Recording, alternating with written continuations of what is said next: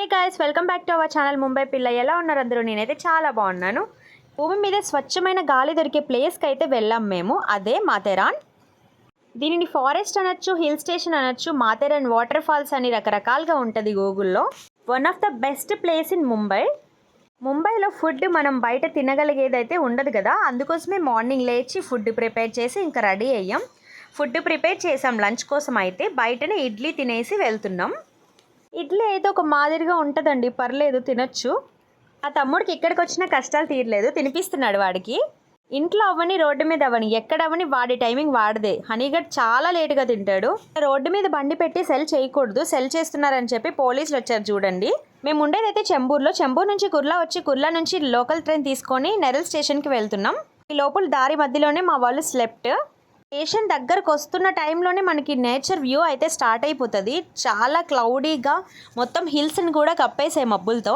Neral station అయితే reach అయిపోయినాం. అక్కడ నుంచి అప్రాక్స్గా 7 కిలోమీటర్స్ ఉంటుంది మాథెరాన్ హిల్ స్టేషన్ వెళ్ళడానికి. యాక్చువల్ అయితే నార్మల్గా టాయ్ ట్రైన్ ఉంటుంది.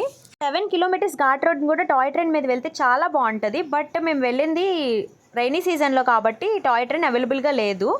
ఇంకా స్టేషన్ బయటకు వచ్చేసి రెయిన్ కోట్ తీసుకున్నాం అండ్ స్పెట్స్ తీసుకున్నాను పిల్లల కోసం. అయితే ఆల్రెడీ స్పెట్స్ ఉన్నాయి, ఇంకా తీసుకోలేదు. వర్షం బాగా పడుతుందని చెప్తే మా తమ్ముడు కోసం రెయిన్ కోట్ తీసుకున్నాం. అక్కడ స్టేషన్ దగ్గర కదా, కాస్ట్ ఎక్కువ ఉంటుందేమో అనుకున్నాం, కానీ నార్మల్ ప్రైజెసే ఉన్నాయి. Raincoat 50 rupees and specs ఒక్కరిది 50 రూపీస్ అయినాయి. నుంచి బయటకు వచ్చినాక క్యాబ్స్ ఉంటాయి, అక్కడ ఆల్రెడీ పెట్టేసి ఉంటారు. వాళ్ళు పర్ పర్సన్ 100 రూపీస్ ఛార్జ్ చేస్తారు. కొండపైకి తీసుకెళ్ళి దింపుతారు. 7 కిలోమీటర్స్ ఘాట్ రోడ్డు. మా డ్రైవర్ అయితే చాలా ఫాస్ట్గా తెచ్చాడు. చాలా భయం వేసింది అసలు నాకు. యాక్చువల్లీ నాకు కార్ అంటేనే పడదు, వామిటింగ్ వస్తుంది. అలాంటిది ఘాట్ రోడ్లో ఇంకా దారుణంగా అనిపించింది. కానీ పర్లేదు, ట్రై చేసా, కంట్రోల్ అయ్యింది.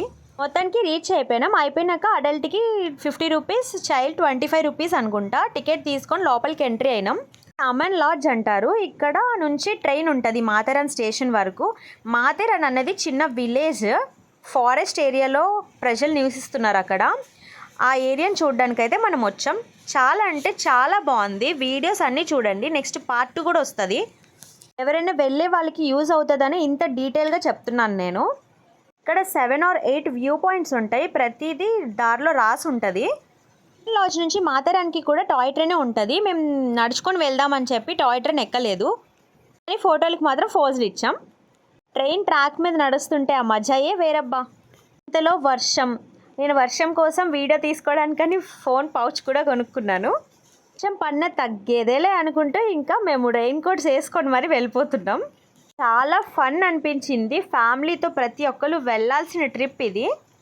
ఆ రెయిన్ కోట్స్ చూడండి, ఒక్కొక్కరిది ఈగల్స్లా ఉన్నారు. మా తమ్ముడు కూడా అదే వేసుకున్నాడు. వర్షంతో కూడా దారి పొడుగున షాప్స్ ఉన్నాయి. వర్షంలో కూడా అమ్మడానికి వచ్చారు వాళ్ళు రెయిన్ కోట్స్ వేసుకొని మరి.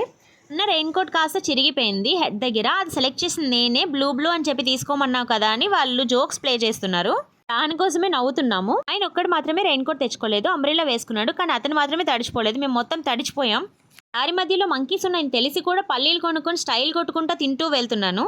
అనుకున్నట్టుగానే మంకీస్ వచ్చేసాయి ఎక్కడి నుంచో సౌండ్ చేసుకుంటూ గుంపుగా. అవి రాగానే నేను పల్లీల ప్యాకెట్ ఇసిరేసా దాని మీదకి. అవే తినేసుకుంటున్నాయి. మా తమ్ముడి దగ్గర 2 దాచుకుంటే అవి కూడా తినేసాయి. పైనుంచి చూస్తే కింద ఏమున్నాయో కూడా కనిపించట్లేదు అసలు, అంత పొగమంచు కమ్మేసింది. దారి మొత్తం హోటల్స్, ఇల్లులే ఉన్నాయి రెంటల్ పర్పస్.